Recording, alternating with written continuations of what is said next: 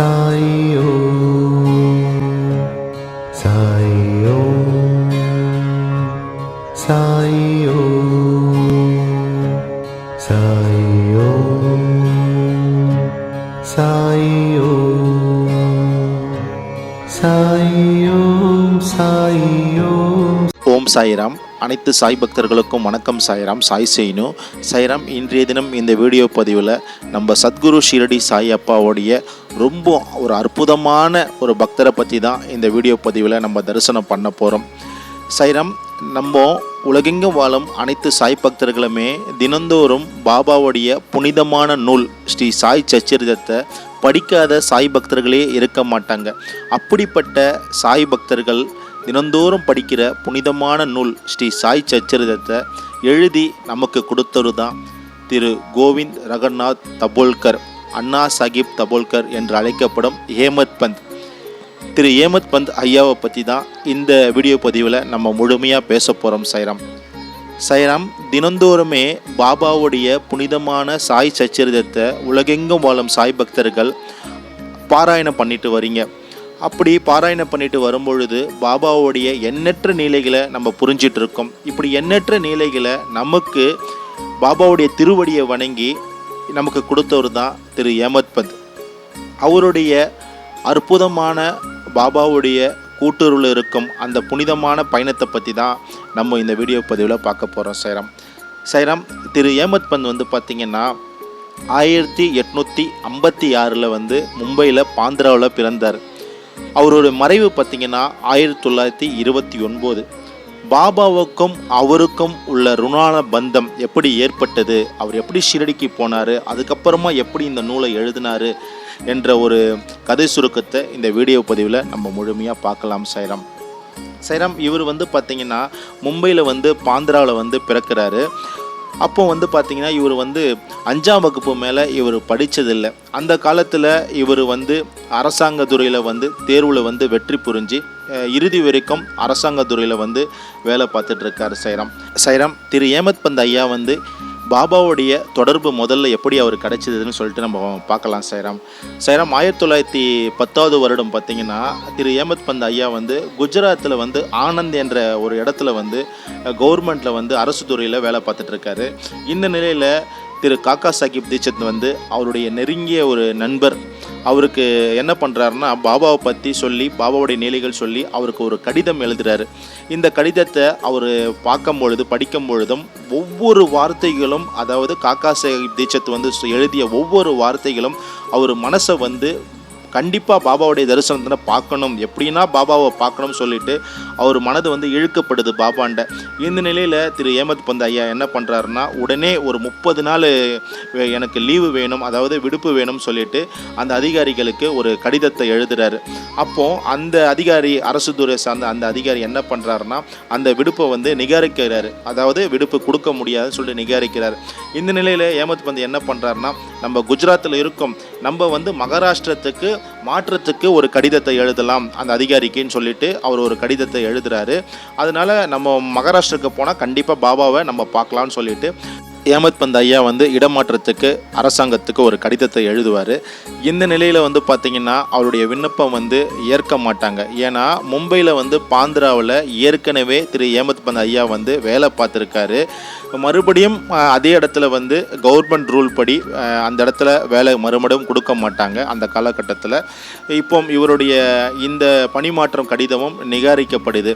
இந்த நிலையில் பாபாவுடைய ஆசீர்வாதம் அவருக்கு எப்படி கிடைக்கிது பாருங்கள். சாய்ராம், அப்போ திடீர்னு பார்த்திங்கன்னா அந்த அரசு துறை அதிகாரி, அதாவது பாந்திராவில் அரசு துறை அதிகாரியாக இருப்பாங்க, அவர் துணை கமிஷனர், அவர் திடீர்னு மாரடைப்பால் காலமாவார். அப்போது அந்த இடத்துக்கு ஒரு வேக்கண்ட் தேவைப்படும். இந்த இடத்துக்கு யாரை வர வைக்கலாம், பொறுப்பான ஒரு நபர் இருக்கணும், அதே இந்த ஊரை சார்ந்தவங்களாக இருக்கணும் அப்படின்னு சொல்லும் பொழுது திரு ஹேமத் பந்த் ஐயாவுடைய பேர் அடிப்படும். அவர் பாபாவை பார்க்கணும்னு சொல்லிட்டு ஒரு ஆர்வத்தில் இருப்பார். இந்த நிலையில் பார்த்திங்கன்னா அங்கேருந்து ஒரு தந்தி அனுப்பப்படும் ஹேமத் பந்த் அப்போ குஜராத்தில் ஆனந்த் என்ற இடத்துல அரசாங்க ஊழியராக இருக்கார். இடமாற்றத்துக்கு அவர் கேட்குறாரு, அதாவது மகாராஷ்டிரத்துக்கு இடம் மாற்றணும், அப்படி இடம் மாற்றினா நான் என் சாயை போய் பார்ப்பேன்னு சொல்லிட்டு அவர் மனசில் எண்ணம் தோன்ற நேரத்தில் மீண்டும் தன்னுடைய சொந்த ஊருக்கு மும்பைக்கு பாந்திராக்கு வந்து அங்கே அரசு துறையில் அவர் வேலை பார்க்குறாரு சைராம். இந்த நிலையில் பார்த்தீங்கன்னா 1910 ஆண்டு தான் அவருக்கு பாபாவுடைய அந்த தொடர்பு ருணான பந்தம் அஹமத் பந்த் ஐயாவுக்கு கிடைக்கிது. அப்போ வந்து பார்த்திங்கன்னா அவர் வந்து ஷிரடிக்கு போகிற ஆயத்தம் ஆகிறாரு. அதாவது 1910 ஷிரடிக்கு போக ஆயத்தம் ஆகிறாரு. இந்த நிலையில் அவர் நேராக தாதருக்கு போயிட்டு அங்கே மண்மாடு ரயிலை பிடிக்கிறதுக்கு தயாராக நிற்கிறாரு. மண்மாடு போய் மண்மாடிலேருந்து ஷிரடிக்கு போகிறதுக்கு தயாராக நிற்கிறார். அப்போ பெட்டியில் ஏறி உட்கார்ந்த உடனே அந்த டிக்கெட்லாம் வாங்கி உட்காந்துருக்காரு. அப்போ ஒரு முஸ்லீம் பெரியவர் வந்து திரு அஹமத் பந்த் ஐயாவை நோக்கி வராரு. அவருடைய மூட்டை முடிச்சுக்கெல்லாம் பார்த்து கேட்குறாரு, எங்கே போகிறீங்க அப்படின்னு சொல்கிறார். அவர் ஷிரடிக்கு போகிறேன் அப்படின்னு அஹமத் பந்த் சொல்லுவார். இந்த நிலையில் பார்த்தீங்கன்னா அந்த பெரியவர் சொல்லுவார், நீங்கள் ஏறின இந்த மெயில் வந்து மண்மாடியில் நிற்காது, அதனால் நேராக நீங்கள் போனீங்கன்னா விக்டோரியா டெர்மினல்ஸ், அதாவது மும்பை சிஎஸ்டின்னு சொல்லுவாங்க இந்த காலத்தில், அந்த டெர்மினல்ஸுக்கு போயிட்டு நீங்கள் வந்து போனீங்கன்னா மண்மாடுக்கு நீங்கள் போய் இறங்கலாம் அப்படின்னு சொல்லுவார். உடனே அந்த வண்டியிலேருந்து இறங்கி அவர் வந்து விக்டோரியா டெர்மினல்ஸுக்கு போவார். அங்கே போயிட்டு மண்மாடுக்கு நேரடியாக போவார். மண்மாடிலிருந்து அவர் வந்து ஷிரடியை நோக்கி போவார். காலையில் பார்த்தீங்கன்னா 9-10 மணி அளவில் வந்து திரு அஹமத் பந்த் ஐயா வந்து ஷிரடியை வந்து நெருங்கிடுவார். சைராம் அவர் ஷிரடிக்கு வந்த உடனே நேராக தோரகமாய்க்கு போவார். தோரகமாயில் பார்த்தீங்கன்னா பாபா இருக்க மாட்டார். பாபா லெண்டிக்கு போயிட்டு வாதாவில் ஒரு மூலையில் நின்றுட்டு இருக்காத சொல்லுவாங்க. உடனே வந்து காக்கா சாஹிப் தீட்சத் சொன்ன மாரி இப்போ எண்ணற்ற பக்தர்கள் பாபாட இருப்பாங்க. அப்போ எல்லோரும் என்ன சொல்லுவாங்களாம், ஒரு முன்னோடி தரிசனம் ஃபஸ்ட்டு போயிட்டு நீங்கள் போயிட்டு பாபாவை பாருங்கள், அதுக்கப்புறம் குளிச்சுட்டு பொறுமையாக பாபாவை பார்க்கலாம் அப்படின்னு சொல்லுவாங்க. இவர் நேராக போயிட்டு பாபாவுடைய திருவடியில் வணங்கும் பொழுது இவர் மனசில் ஒரு எண்ணம் தோன்றும். அவருடைய பாபாவுடைய திருவடியை தொட்ட உடனே இன்மையிலும் வறுமையிலும் பாபா நம்மளை எப்படி இருந்தாலும் காப்பாற்றுவார், புத்தம்புது வாழ்க்கை பாபா எனக்கு கொடுப்பாரு அப்படின்னு சொல்லிட்டு ஒரு மின்னல் அடிக்கிற மாரி அவர் மனசில் ஒரு நம்பிக்கை பாபா கொடுப்பாரு. நம்பிக்கையோடு எழுந்து வருவார். இது இடையில பார்த்தீங்கன்னா ஒரு சின்ன ஒரு விஷயம் நடக்கும். என்னென்னா குரு தேவையா என்ற ஒரு விஷயம் வந்து வாதால வந்து நடக்கும். அதாவது பாலா சாஹிப்புக்கும் திரு அஹமத் பந்த் ஐயாவுக்கும் இந்த விவாதங்கள்லாம் அந்த நைட்டு ஃபுல்லாக நடந்து முடிக்கும். மறுநாள் பாபாண்ட வருவாங்க. பாபாண்ட வந்த உடனே பாபா கேட்பார், வாதால என்ன நடந்தது அப்படின்னு பாபா ஒரு கேள்வி எழுப்பார். இவர் இருந்த வாதாவோ மசூதியிலிருந்து கொஞ்சம் தூரம் இருக்கும். ஆனால் அங்கே நடக்கிறது எல்லாம் சர்வாந்த யாமினா இருக்க பாபாவுக்கு எல்லாமே தெரியும். அஹமத் பந்த் என்ன சொல்கிறாரு, குரு தேவை பற்றி என்ன சொல்கிறாரு அப்படின்னு சொல்லிட்டு ஒரு அந்த வாதங்கள் போயிட்டுருக்கும். நம்ம கொண்ட முயற்சியை நாமே பண்ணும்போது குரு ஏன் தேவைப்படுறாரு அப்படின்னு சொல்லிட்டு கேள்வி எழுப்புறாங்க அப்படின்னு சொல்லிட்டு பாபாண்ட பாலா சாஹிப் சொல்லுவார். இந்த நிலையில் காக்கா சாஹிப் தீட்சத் சொல்லுவார், நான் ஷிரடியை விட்டு போனோமா அப்படின்னு சொல்லுவார். அப்போ பாபா சொல்லுவார், போ, உடனே போ, இந்த பக்கமும் ஒரு பாதை இருக்குது, ஆனால் அந்த பாதை ரொம்ப கரடுமுரடான பாதை, காடுகள் இருக்கும், அந்த காடுகளில் போனால் ஓனாய் நாய்க்கள் விலங்குகள்லாம் இருக்கும், இதை தாண்டி நீ போனோன்னா ஒரு வழிகாட்டியை கூட்டிகிட்டு போ, நீ வந்து நன்மை அடைவா, உன் குறிக்கோளை போகிற இடத்துக்கு உனக்கு உதவி பண்ணுவான் அப்படின்னு சொல்லி பாபா சொல்வார். இந்த நிலையில் அஹமத் பந்த் வந்து உணர்வார், குருவுடைய தேவை அவசியம் என்ன அப்படின்னு உணர்வார். உணர்ந்த உடனே பாபாண்ட சாஷ்டாங்கமாக அவருடைய பாபாவுடைய முழுமையான பக்தராக மாறுவார். இந்த நிலையில் தான் பாபா கோதுமை மாவு அரைக்கிற காட்சிகளெல்லாம் அவர் பார்ப்பார். எல்லா நிலையிலும் அவர் மனசில் ஆழ்ந்து பதியும் பொழுது பாபாவுடைய அந்த புனிதமான வாழ்க்கை வரலாறை எழுதுறதுக்கு அவர் மனசில் ஒரு எண்ணம் தோன்ற செய்கிறான். இந்த எண்ணம் தோன்றிய உடனே அவர் வந்து நம்மளுடைய மாதராவ் தேஷ்பாண்டே ஷேமாண்ட போயிட்டு கேட்பார், நான் வந்து பாபாவுடைய நீலைகளை வந்து எழுத போகிறேன், பாபாண்ட நீங்கள் அனுமதி வாங்கி கொடுங்கன்னு சொல்லிட்டு அவர் கேட்பார். அப்போ கேட்க ஒன்று பாபா வந்து சொல்லுவார், இது போல் நான் வந்து என்னுடைய நீலைகளை நானே எழுதி என்னுடைய பக்தர்களுக்கு வந்து பூர்த்தி செய்யணும், எப்படி இது வந்து சாத்தியம், நான் வந்து ஒரு ஏழை ஃபக்கீர் அப்படின்னு சொல்லுவார்.